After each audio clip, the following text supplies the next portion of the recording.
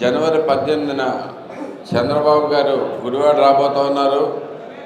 రా కదలిరా అనే సందేశం ఇస్తూ ప్రజలందరినీ ఏకం కమ్మని ఈ దుర్మార్గమైన ప్రభుత్వం మీద కలిసి పోరాడదాం రమ్మని చంద్రబాబు గారు రా కదలిరా అనే నినాదంతో రామారావు గారు అప్పుడు 1953లో ఎలా అయితే చేసుకొచ్చారో అలాగే ఈయన కూడా ఒక దుర్మార్గం మీద పోరాడటానికి అందరినీ కలిసి రమ్మని సభలు నిర్వహిస్తూ ఉన్నారు.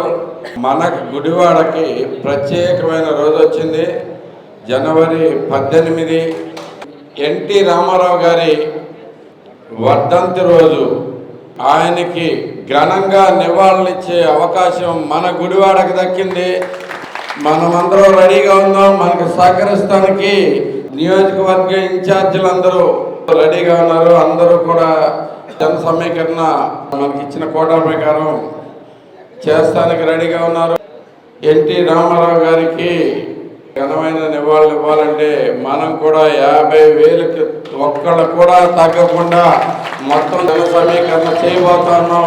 ఇదే వాగ్దానాన్ని మన పార్లమెంటు అధ్యక్షులు కొనకళ్ళ నారాయణ గారికి మేము వాగ్దానం చేస్తా ఉన్నాం. సార్, ఇక్కడ మేము ఏర్పాట్లు కూడా ఘనంగా చేసి పెడతాం. ప్రతి ఒక్కరూ ఏమాత్రం ఇబ్బంది లేకుండా జరిగేటట్లుగా ఈ రోజు నుంచి అందరం కంకణం కట్టుకుని మరీ పనిచేయబోతా ఉన్నాం.